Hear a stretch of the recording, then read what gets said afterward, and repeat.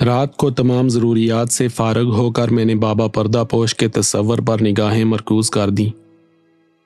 میں نے بے شک ان کا چہرہ پردے میں دیکھا تھا، لیکن ان کی آنکھیں، ان کا سراپا میرے تصور میں تھا۔ اس وقت میں انہیں نگاہوں میں لانے کی کوشش کر رہا تھا، لیکن میری آنکھوں میں دھوئیں کی لکیریں گردش کر رہی تھیں۔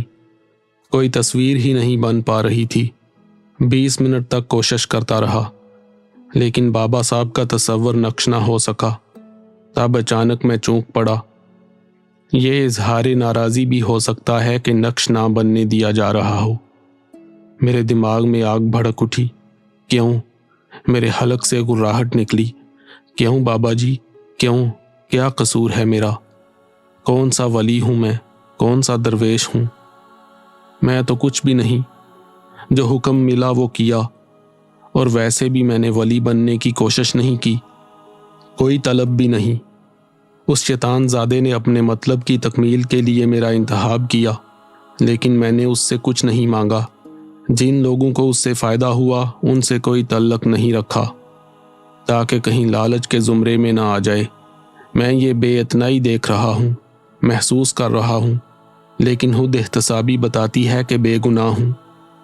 مجھے یقین ہے کہ اگر مجھ سے غلطیاں ہوئی ہیں تو نادانستگی میں۔ خود کلامی کر رہا تھا، لیکن یوں لگ رہا تھا جیسے میرے گرد ہزاروں کا مجمع ہو۔ لاتعداد آنکھیں مجھے دیکھ رہی ہوں۔ آنکھوں سے 2 آنسو نکلے، لیکن کھولتے ہوئے، سچ مچ جلتے پانی جیسے، جو میرے رخساروں پر جلن پیدا کر کے نیچے گر گئے۔ میں نے دیوانوں کی طرح آستین سے چہرہ رگڑ دیا۔ میرے منہ سے جنونی آواز نکلی، دوبارہ میری آنکھوں سے مت نکلنا، ورنہ میں آنکھیں پھوڑ لوں گا۔ یہ کہہ کر میں نے بری طرح آنکھیں رگڑ دیں۔ آنسو حیرت انگیز طور پر بند ہو گئے، جیسے آنکھیں سہم سی گئی ہوں۔ اس کے بعد میں بہت دیر تک پتھرایا بیٹھا رہا۔ اس سے قبل جب بھی کسی چیز کی ضرورت ہوتی تو افلاک میرے مانگنے سے پہلے مہیا کر دیتا تھا۔ مجھے کہیں بھیجا جاتا تو وہاں کی ضرورتیں پوری کر دی جاتی۔ اب بھی مجھے ان آلات اور ادویات کی ضرورت تھی جن سے منورما کے خون کا تجزیہ کر سکوں، لیکن میں نے افلاک کو آواز نہیں دی۔ بستر پر لیٹ کر آنکھیں بند کر لیں۔ پتہ نہیں نیند آئی تھی یا غنودگی کی سی کیفیت میں تھا کہ بستر پر کوئی سرسراہٹ سی محسوس ہوئی۔ پہلے تو نظر انداز کیا، لیکن پھر بدن پر ایک بوجھ سا لگا۔ کوئی شے سرسرا رہی تھی۔ آنکھ کھول کر دیکھا تو ایک خوفناک کوبرا نظر آیا، گہرا کالا ناگ جس کا چوڑا پھن میرے چہرے کے عین سامنے تھا۔ انسانی فطرت سے گریز کیسے ممکن ہے؟ سانپ کو دیکھ کر جو فطری جھٹکا سا لگتا ہے وہ تو لگا۔ میں نے پوری قوت سے بدن پر اوڑی چادر جھٹک دی۔ سانپ مسحری سے دور جا گرا اور میں اٹھ کر سمٹ گیا۔ رات کو لائٹ بھی نہیں بجھائی تھی، اس لیے کمرے میں تیز روشنی تھی۔ میں اس سانپ کو بخوبی دیکھ سکتا تھا جو نیچے گرتے ہی سنبھلا، پھر پھن کاڑ کر کھڑا ہو گیا۔ بے حد خوفناک سانپ تھا۔ اس کے پھن پر 2 سفید لکیریں تھیں، لمبائی کوئی 7 فٹ کے قریب تھی۔ اچانک میرے ذہن میں خیال آیا کہ اسے شاید مجھے سزا دینے کے لیے بھیجا گیا ہے۔ اکثر آتش زادے سانپ کے روپ میں آتے ہیں۔ ایک بار پھر دماغ بھگ سے اڑ گیا۔ سزا؟ ہاں، میرے اندر جو بغاوت پیدا ہوئی تھی اس کی سزا ملنا ضروری ہے۔ مجھے سزا دی جائے، میرے لیے سزا ضروری ہے۔ مجھ پر جنون طاری ہو گیا۔ سزا دو مجھے سزا دو۔ میں پلنگ سے نیچے اتر آیا۔ میں نے اپنی پنڈلی کھول کر سامنے کر دی اور سانپ نے مجھ پر حملہ کر دیا۔ اس نے میری پنڈلی پر پھن مارا اور گوشت لے اڑا۔ کرب و اذیت کا سمندر موجزن ہو گیا، لیکن میں نے دوسری پنڈلی کھول کر سامنے کر دی۔ یہاں بھی میرے حلق سے آواز نکلی۔ سانپ نے دوسری پنڈلی سے بھی گوشت اڑا لیا۔ وہ خود بھی شدید غصے میں لگ رہا تھا۔ یہاں بھی میں نے بازو سامنے کر دیا۔ سانپ میرے بدن کو جگہ جگہ سے کاٹتا رہا۔ میں اس کی ضیافت کرتا رہا۔ میرا سارا بدن زہر بنا ہوا تھا۔ مجھے ڈاکٹر ہونے کے باوجود پہلی بار پتہ چل رہا تھا کہ درد کیا ہوتا ہے۔ سانپ نے خود ہار مان لی اور پھر باتھ روم کی طرف چل پڑا۔ کچھ لمحوں کے بعد وہ نگاہوں سے اوجھل ہو گیا۔ میں زمین پر پڑا رہا، اپنا تجزیہ کرتا رہا کہ سانپ کے کاٹنے سے کتنی تکلیف ہوتی ہے۔ सांप के डसे हुए जो मरीज मेरे पास आते थे उन पर क्या बीत रही होती होगी। लेकिन मुझे अभी मौत क्यों नहीं आई? मैं जिंदा हूं। क्या वो सांप जहरीला नहीं था? मैंने आंखें फाड़ फाड़ कर अपने बदन को देखा कि ये पानी क्यों नहीं बन रहा। यह शायद हल्की सजा थी, शायद सांप जहरीला नहीं था। काफी देर तक जमीन पर लेटा अपने दर्द का तज्जिया करता रहा, फिर उठा और गुसलखाने पर नजर पड़ी तो सांप के बारे में सोचा। उधर ही गया था, अभी तक वहीं है। गुसलखाने की तरफ बढ़ गया। दरवाजा थोड़ा सा खुला था, उसे खोलकर अंदर झांका। सांप वहां नहीं था। हवा के एक तेज झोंके ने छत की तरफ मुतवज्जे किया और हैरान रह गया। छत के करीब एक बड़ा सा रोशनदान था जो उस वक्त खुला हुआ था। पहले ये रोशनदान नहीं देखा था, उस पर गौर ही नहीं किया था। लेकिन उस रोशनदान को देखकर एक अजीब सी उलझन बेदार हुई। सांप के बारे में मैंने सोचा था कि वो कोई जिन था। अक्सर जिन सांप का रूप धारते हैं। मैंने बाबा जी से शिकायतें की थीं। उनकी सजा के तौर पर सांप ने मुझे काटा और चूंकि ये सिर्फ सजा थी, सजाए मौत नहीं थी, इसलिए मैं जिंदा रहा। लेकिन सांप को इस तरह वॉशरूम में दाखिल होने की क्या ज़रूरत थी? बाहर जाने के लिए रोशनदान को इस्तेमाल करने की क्या ज़रूरत थी? अगर वो जिन था तो वहीं खड़े खड़े गायब हो सकता था। और फिर आतिशज़ादे तो इतने नफासत पसंद होते हैं कि कभी किसी गलीज जगह नहीं दाखिल होते। वापस आकर बिस्तर पर पाँव लटका कर बैठ गया। कोई बात समझ में नहीं आ रही थी। जख्म भी अब तकलीफ दे रहे थे। मैं लेट गया और आंखें बंद कर लीं। अंदर से अजीब सी कैफियत हो रही थी। बड़ी मुश्किल से नींद आई। देर तक सोता रहा और सुबह को जागा तो तबीयत पर कोई बोझ नहीं था। जख्मों पर गौर किया तो दंग रह गया। हाथों या पैरों पर जख्म का कोई निशान नहीं था। हैरत से उन तमाम जगहों को देखा जहां सांप ने काटा था। कुछ नहीं था। रात की अजियत को कभी नहीं भूल सकता था, वरना गुजरे हुए वाकयात पर ख्वाब का गुमान होता। लिबास लेकर गुसलखाने में दाखिल हुआ तो एक बार फिर रोशनदान पर निगाह डाली। ऐसा था कि जब बंद था तो दीवार का एक हिस्सा मालूम होता था, इसलिए पहले कभी नजरों में नहीं आया था। मगर अब वो खुला हुआ था। उसका खुले होना भी इस बात की निशानदही करता था कि सांप वाली बात ख्वाब हरगिज नहीं थी। हकीम अहमद ने नाश्ता लगा दिया। नाश्ते से फरागत हासिल करके मनोरमा के बारे में सोचा और दिल में चाहा कि उसे देखूं। वक्त से अंदाजा हो रहा था कि मनोरमा नाश्ता कर चुकी होगी। दोनों तालों से गुजरकर उसके पास पहुंच गया। बेहद खूबसूरत लिबास में मलबूस निखरी निखरी सी बैठी थी। आंखों में वो गनूदगी भी नहीं थी जो अमूमन रहती थी। मुझे देखकर शौखी से बोली, आओ डॉक्टर, कैसे हो? शुक्रिया मनोरमा, बैठो बातें करेंगे। तुम्हारा तरकेशी नहीं आया? वो जाता कहाँ है जो आएगा? वो महमूर लहजे में बोली। क्या मतलब? वो तो रहता ही मेरे अंदर है। जब दिल चाहता है मेरे अंदर से निकलकर बाहर आ जाता है। करीब आओ, मुझे सूंघो, देखो उसकी खुशबू से बसी हुई हूं। सूंघो। नहीं, तुम ठीक कहती हो, मैंने जल्दी से कहा और वो हंस पड़ी और बोली, कोई इलाज नहीं कर रहे मेरा, मुफ्त का माल समेट रहे हो। चलो, तुम्हारा भला हो रहा है मेरी वजह से। वैसे भी मेरे पिताजी के पास बड़ी दौलत है। ये अल्फाज मुझे बहुत बुरे लगे थे। मुझे लगता है कि तुम्हारा इलाज करना ही पड़ेगा, लेकिन ये इलाज बहुत सख्त होगा तुम्हारे लिए। अपना इलाज तुम्हें बता चुकी हूं, इसके अलावा और कोई इलाज नहीं। मैं वहां ज्यादा नहीं रुका। रात से शदीद जंजलाहट तारी थी। एक खतरनाक ख्याल दिल में आया। मैंने सोचा कि मुखिया सिंह से कुछ चीज़ों की फरमाइश करूं और उनकी मदद से मनोरमा के खून का तज्जिया करूं, फिर उसका पूरा खून ही बदल डालूं। ऐसा इलाज होगा कि मज़ा आ जाएगा इसे। बहुत कम गुस्सा आता था मुझे, लेकिन न जाने क्यों रात से बिल्कुल कैफियत बदल गई थी। साफ सुथरा होकर मुखिया सिंह के पास पहुंच गया। बेडरूम में था, बिस्तर पर बैठा हुआ था। उसकी बीवी उसका सर दबा रही थी। मुझे देखकर बोला, बुखार आ गया है डॉक्टर कामरान, सर में दर्द है। तुमने तो अभी शादी नहीं की, लेकिन मैं तुम्हें बताऊं कि पत्नी के नरम हाथ जब सर दबाते हैं तो मंच खुद को स्वर्ग में महसूस करता है। आओ बैठो। कोई दवा ली है आपने? हाँ, मामूली से बुखार की दवा है। हिस्सेपुर में एक सरकारी डिस्पेंसरी तो है, लेकिन अच्छे मेडिकल स्टोर नहीं। मैं अपनी सारी दवाएं दिल्ली से मंगवा लेता हूं और उनका स्टॉक रखता हूं। ये देखें, अभी नाश्ते के बाद एक खुराक ले ली है। उसने एक तरफ इशारा किया। मैंने दवा की शीशी उठाकर देखी, फिर कहा, दवा बिल्कुल ठीक है, लेकिन इसकी एक्सपायरी डेट देखते रहा करें। इसका मैं पूरा ख्याल रखता हूं। एक बात करना चाहता हूं आपसे। ज़रूर।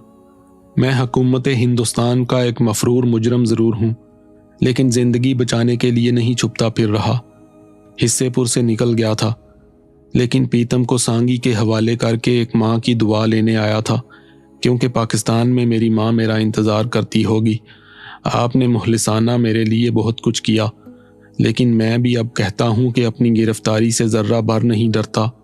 डॉक्टर कामरान, किसी ने कुछ कहा है? नहीं, दिल में ख्याल आता है कि मैं यहाँ काफ़ी वक्त सर्फ कर रहा हूँ। मैंने मनोरमा के अल्फाज नहीं बताए। तुम मेरे नहीं, दुल्हा बाबा के मेहमान हो। उन्होंने तुम्हें मेरे पास भेजा है। क्यों ऐसा सोच रहे हो?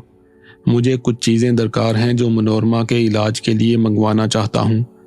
मुझे उनकी फहरिस्त बनाकर दे दो, दिल्ली से मंगवा दूंगा। आप कामरान जी को क्यों नहीं बताते? मुखिया सिंह की बीवी ने कहा और मैं चौंक कर उन्हें देखने लगा। कोई ख़ास बात है? बस दिल गम में डूबा हुआ है। उल्टे सीधे सपने आते रहते हैं। एक सपना देखा है और मन बेचैन हो गया है। मैंने देखा कि मैं एक चिता को आग लगा रहा हूँ और मेरी पत्नी मेरे पास खड़ी रो रही है। ये कहते हुए मुखिया सिंह की आवाज़ भरा गई। मुझसे कोई बात नहीं बन पड़ी। कुछ देर खामोशी रही, फिर मुखिया सिंह खुद को संभाल कर बोला, उन चीज़ों की फहरिस्त मुझे दे दो, मैं कल आदमी दिल्ली रवाना कर दूंगा। जी ठीक है, मैंने कहा। फिर मैं उनके पास से उठाया। मैंने मुखिया सिंह को ज़रूरी चीज़ों की फहरिस्त बनाकर दे दी। उसने वादा किया था कि आज ही दिल्ली में मौजूद अपने एक खास आदमी को फहरिस्त पहुंचा देगा।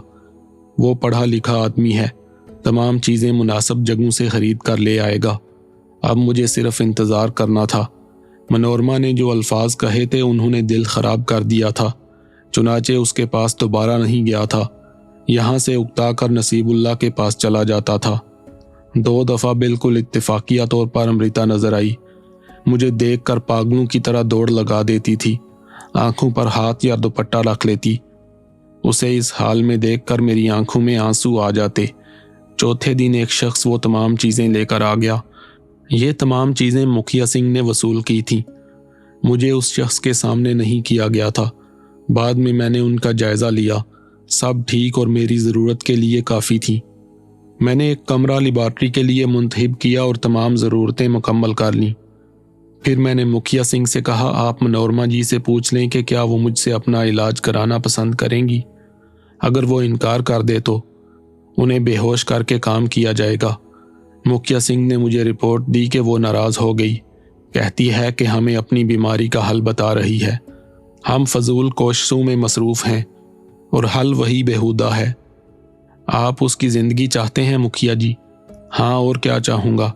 पूरी बस्ती को यही इल्म है कि वो लंदन में मर चुकी है। हाँ, जब वो ठीक हो जाएगी तो आप किसी और मुल्क भिजवा देंगे। यही करना होगा। गोया वो आपसे दूर हो जाएगी। तुम क्या कहना चाहते हो? कुछ खदशात हैं मेरे जहन में। क्या? मैंने उसका मुआयना किया है। उसका सारा अंदरूनी निज़ाम शानदार है। उसे कोई बीमारी नहीं, लेकिन उसके खून में कुछ नामालूम तब्दीलियां हैं।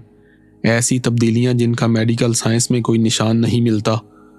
मुझे उन रोशन जरासीम पर शुबा है और मैं उन पर काम करना चाहता हूँ। अच्छा, फिर? मुझे उसका सारा खून बदलना होगा। मुझे यकीन है कि उसकी कैफियत बदल जाएगी। फसाद की जड़ यही जरासीम है। ये अगर उसके जिस्म से खारिज हो जाएं तो मोतदिल हो सकती है, लेकिन हाँ बोलो, लेकिन क्या? मुमकिन है कि उसके बाद सब कुछ भूल जाए।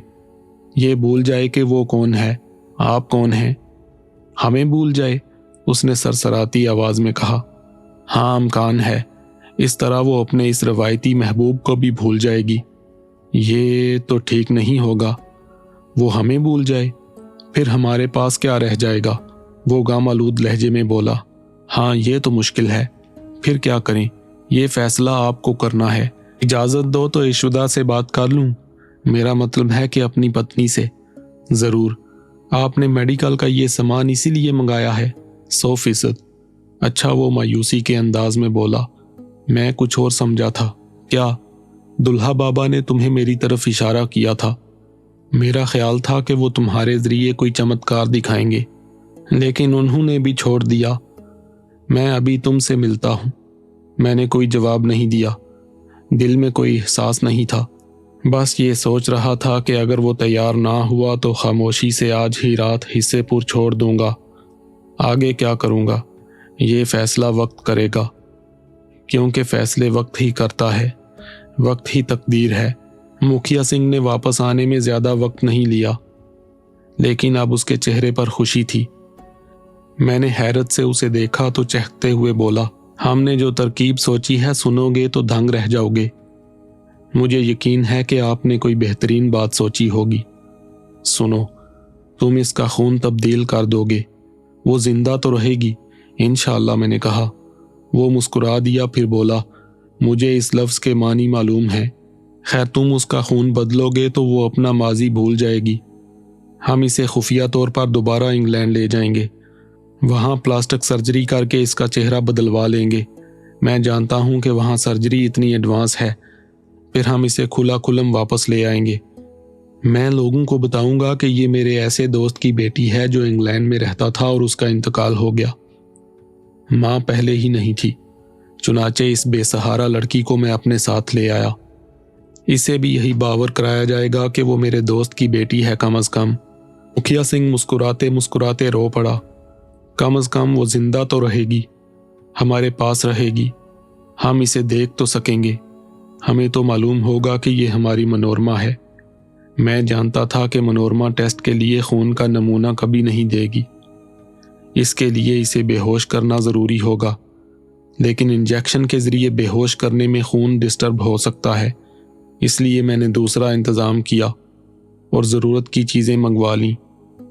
उसे उस वक्त बेहोश किया गया जब उसे दोपहर का खाना पहुंचाया गया।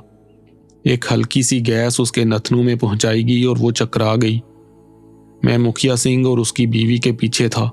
जैसे ही वो चकराई, मैं फुर्ती से अंदर दाखिल हुआ और मैंने उसकी वेन से ब्लड ले लिया।